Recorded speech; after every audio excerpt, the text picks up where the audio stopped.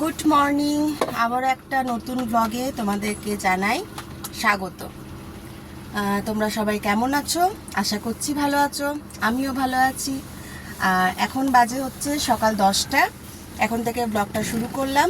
দেখতেই পাচ্ছ গাড়িতে বসে আছি আর বেরোচ্ছি বাজার করতে, রবিবার। তো দেখি আজকে মাংস হবে না, মাছেরই আইটেম হবে সব।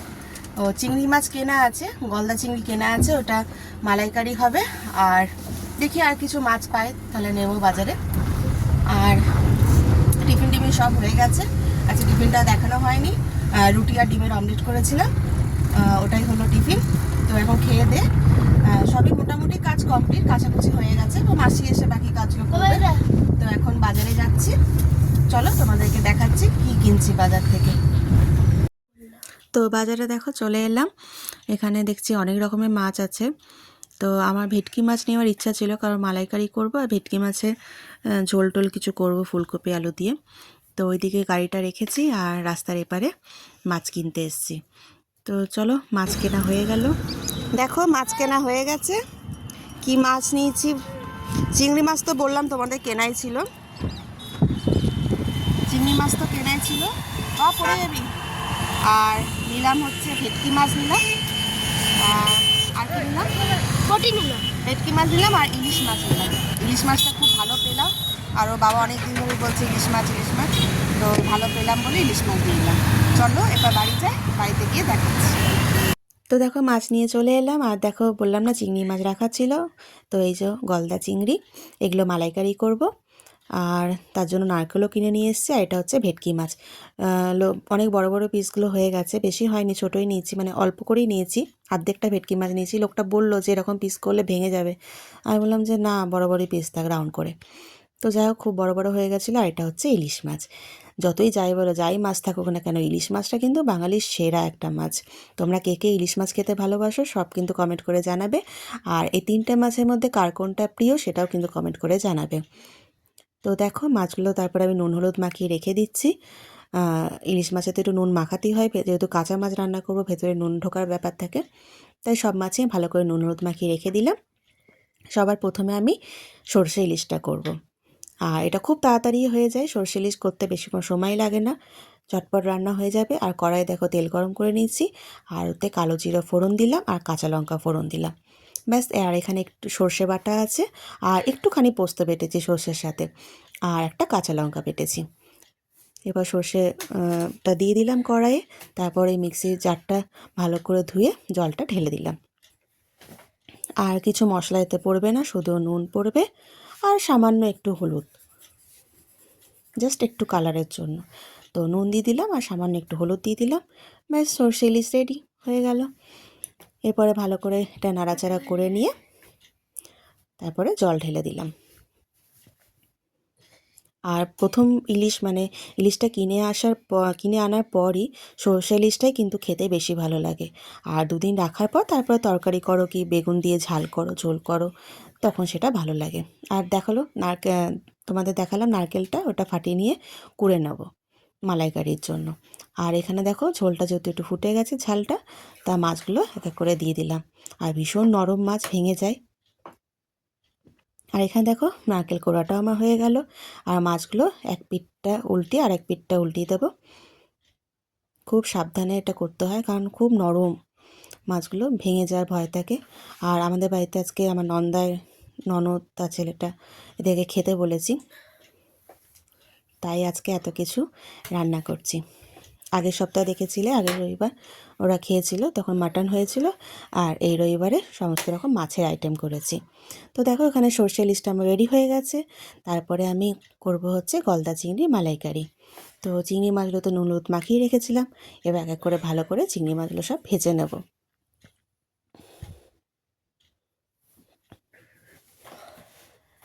তো দেখো চিংড়ি মাছও আমার ভাজা রেডি। চিংড়ি মাছ তো বেশি ভাজে না, কড়াই দিতে দিতেই দেখেছি লাল হয়ে যায়।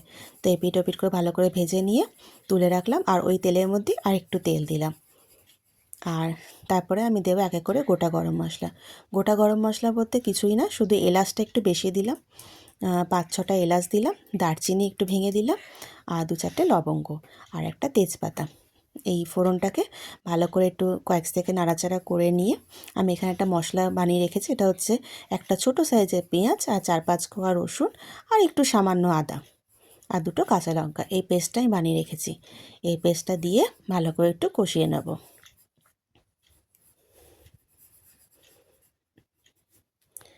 এটা কষানো হচ্ছে আর তার মধ্যে আমি দিয়ে দিচ্ছি হচ্ছে একটু সামান্য হলুদ, আর কিচ্ছু দেব না, আর নুন দেব, আর ঝাল মানে কালারের জন্য একটু কাশ্মীরি রেড চিলি দেবো। আর ঝালটা আমাদের সেরকমভাবে কেউ খায় না, শাশুড়ি মা তো খানই না এখন ঝাল, বাচ্চাগুলোও খায় না, আমার ননদরাও খুব একটা ঝাল খায় না, আমার বর ঝাল খায়।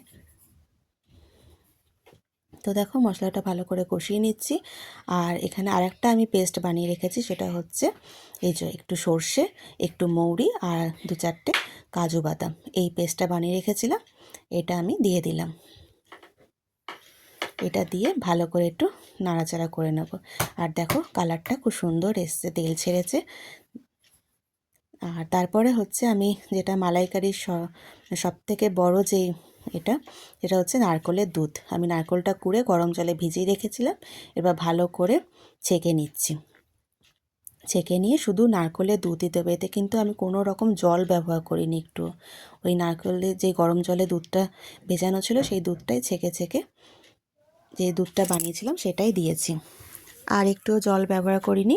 তো দেখো এটা ভালো করে ফুটে যাচ্ছে, ফুটে যাওয়ার পরে আমি চিংড়ি মাছগুলো এক এক করে ওটার মধ্যে দিয়ে দিচ্ছি।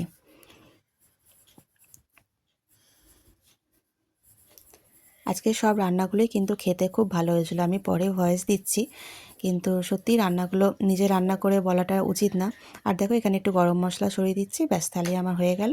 এটা শুকনো শুকনো করে হয়ে মানে একটু শুকনো হয়ে গেলেই নামিয়ে নেব। নিজে রান্না করেছি বলে বলবো না, কিন্তু রান্নাগুলো বেশ ভালোই লাগলো, সবার কাছ থেকেই ভালোই প্রশংসা পেলাম রান্নাগুলো।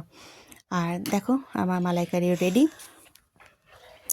এরপরে লাস্ট রান্না বাকি আছে, সেটা হচ্ছে ভেটকি মাছে ফুলকপি আলু দিয়ে ঝোল। তো দেখো কড়াইয়ে তেল গরম করে নিয়েছে, ভেটকি মাছগুলো একটা একটা করে ভাজলাম, কারণ বললামই যে আমি বড় বড় পিস করেছি, ভেঙে যাবে বলেছিল, তাই ভয়ে আর দুটো করে দিইনি, একটা একটা করে ভালো করে আলাদা করে ভেজে নিলাম। তারপরে ফুলকপিটা একটু নুন হলুদ দিয়ে লাল লাল করে ভেজে নেব। আর সবজি দেখবে ভাজলে না আরও টেস্ট হয় খেতে, ভালো করে যদি ভাজা হয়। তো দেখো তারপরে আলুগুলো ভেজে নিচ্ছে, আর এখানে আমি একটু আদা আর রসুন আর টমেটো কাঁচা লঙ্কা এই 4টে পেস্ট আমি বানিয়ে রেখেছি, এটা দিয়ে দিলাম ঝোলের মধ্যে। আর কোনো পেঁয়াজ দিইনি, শুধু আদা রসুন টমেটো আর কাঁচা লঙ্কা, এটাই মশলাটা ভালো করে দিয়ে দিলাম। আর তারপরে একটু হলুদ দিলাম, জিরে দিলাম, আর কোনো মশলা দেব না।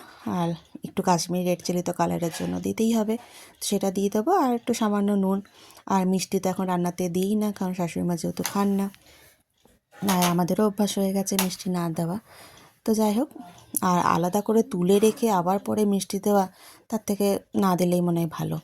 আর কিছু কিছু জিনিসে আমার মিষ্টি না দিলেই নেই, তখন নয় দিতে হয়, কিছু করার নেই। তো দেখো মশলাটা ভালো করে কষিয়ে নিলাম, আলুটাকে কষে নিলাম, তারপরে ফুলকপিটা দিয়ে একটু জল দিয়ে ভালো করে কষে নেব। আমি আবার এক হাতে সাঁড়াশি না ধরলে না একদম রান্না করতে পারি না, কড়াইটা খালি উল্টে উল্টে পড়ে যায়।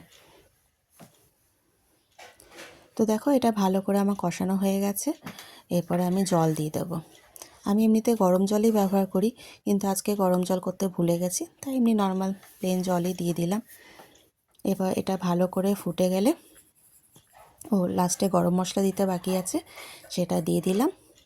এরপরে ভালো করে ফুটে গেলে তারপরে মাছগুলো এক এক করে দিয়ে দেবো।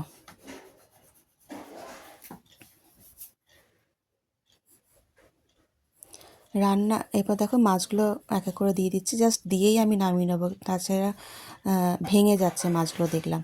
তো একটু দিয়েই তারপরে বাটি করে তুলে রেখে ঝোলটা পরে উপরে দিয়ে দেবো।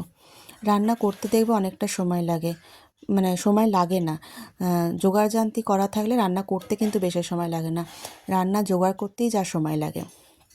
জোগাড় টোগাড় হয়ে গেলে রান্না ফটাফট হয়ে যায়। আর দেখো মাছগুলো সব তুলে রেখে দিয়েছি বাটি বাটি করে, কারণ ভেঙে যাচ্ছে বললাম। তারপরে লাস্টে একটু ধনেপাতা কুচি ছড়িয়ে দিচ্ছি, তাহলেই আমার ভেটকি মাছের ঝোলও রেডি হয়ে গেল। এখন বাজে হচ্ছে 1:30, শাশুড়ি মা তো ইলিশ মাছ আর চিংড়ি মাছ দিয়ে ভাত খেয়ে নিয়েছে, কারণ 12:30টায় যেহেতু খায়। আর ভেটকি মাছের ঝোলটা রেখে দেবো, পরের দিন খাবে। ঝোলটা একটু দেরি হয়ে গেল করতে। তো দেখো ঝোলটা ফুটে গেছে, মাছগুলোর উপরে ঝোলটা ঢেলে দিলাম। এই যে আমার ঝোল রেডি। আর একবার সব দেখিয়ে দিই তোমাদের রান্নাগুলো। এটা হচ্ছে ভাত, আর এটা হচ্ছে চিংড়ি মাছের মালাইকারি, আর এটা হচ্ছে ইলিশ মাছের ঝাল। আজকে প্রত্যেকটা রান্নাই খুব ভালো হয়েছিল খেতে। আর তোমরা কিন্তু অতি অবশ্যই কমেন্ট করে জানিও রান্নাগুলো কেমন হয়েছে। আর এখন দেখো, এখন বাজে হচ্ছে 8:45। এখন এসছি বাজারে ছেলেটার একটা জ্যাকেট কিনতে। ওর না এবারে জ্যাকেট ফ্যাকেট কিছু কেনাও হয়নি, কিনবো করে ভালো পাইনি, তাই কেনা হয়নি। সামনে বিয়েবাড়িও আছে আমাদের একটা, তো কি পরে যাবে, তাই ভাবলাম যে একটা জ্যাকেট দেখে এখন কিনে নিয়ে আসি। তো এখানে এসেছিলাম ট্রেন্ডসে, এখানে ভালো পেলাম না। এর আগেও এসেছিলাম, তখনও ছিল না, তখন শীত পড়ার ঠিক আগে আগে, মানে শীত যখন সবে পড়ছে সেই সময়টা এসেছিলাম। এখনও এখানে পেলাম না, তাই জাংশন মলে এলাম। আর এখন দেখো অনেকটাই ফাঁকা, কারণ 9টা বেজে গেছে, 9:10-15 বাজে এখানে এলাম। তো এখানে বাবা বললো প্যান্টালুন্স বা শপার স্টপ থেকে হয়তো পেয়ে যাব, তাই ওখানে এলাম। আর 9টার সময় যেহেতু বেরিয়েছি, ওই জন্য অনেকটাই রাত হয়ে গেছে, 9:30 প্রায় বাজে, মানে বন্ধ করতে যাবে সেই সময় আমরা ঢুকেছি। তো যেহেতু শাশুড়ি মাকে 8:30টায় খাবার দিতে হয়, ওই জন্য খাবারটা দিয়ে তারপরে আমরা বেরিয়েছিলাম। আর এখানে শপার স্টপে আমরা পেয়ে গেছিলাম। তোমাদের বাড়িতে গিয়ে দেখাচ্ছি কী নিলাম। শুধু জ্যাকেটটা কেনার জন্যই এসেছিলাম, কারণ পরে আবার সময় পাবো কি পাবো না বেরোনো, ওই জন্য ভাবলাম যে আজকে একটু সময় পেলাম। আর যখনই বেরোবো তখন তো রাত 9টা এরকম সময় বেরোতে হবে। আর তো বাবার তো ছুটিও নেই অফিসে। তো চলো বাড়িতে যাই, বাড়িতে গিয়ে দেখাচ্ছি। তো দেখো জ্যাকেটটা কিনে নিয়ে চলে এলাম বাড়িতে। আর এই যে ব্রাউন কালারের একটা লেদারের জ্যাকেট নিয়েছি। আর এদের বেশি দাম দিয়ে জিনিস কেনাও খুব মানে মুশকিল, কারণ লম্বা হচ্ছে, ছোট হয়ে যাবে। এটাই দেখো না, হয়তো 2 বছর পরতে পারবে, তারপর ছোট হয়ে যাবে। আর এত ভালো ভালো জিনিস না, ছোট হয়ে গেলে খুব গায়ে লাগে কাউকে দিয়ে দিতে, কিন্তু কিছু করার থাকে না, এই বয়সটা এমনই, কিনতেও হবে, না কিনলেও নয়। আর কিনলে তো ছোট তো হবেই, 2-3 বছর খুব জোর পড়তে পারবে, এখন 12 বয়স। তো কেমন হয়েছে জ্যাকেটটা তোমরা কিন্তু কমেন্ট করে জানিও। আর দেখো 4199 টাকা দাম আছে, আর যেহেতু 50% অফ আছে, অফারে পুরো 2000 টাকা নিয়েছে। কেমন হয়েছে জ্যাকেটটা তোমরা কিন্তু অবশ্যই কমেন্ট করে জানিও। আর এখন মনে পড়েছে ম্যাথ হোমওয়ার্ক হয়নি, তাই হোমওয়ার্ক করতে বসেছে। এখন বাজে হচ্ছে রাত্রি 10:30। এবার ওকে খাওয়াবো, তারপরে বই গোছাবো, তারপর শোবো। আর ভিডিওটা বড় করবো না, এখানেই শেষ করছি। ভিডিওটা ভালো লাগলে লাইক করবে, শেয়ার করবে, কমেন্ট করে জানাবে কেমন হয়েছে। আবার দেখাবে পরের একটা ব্লগে।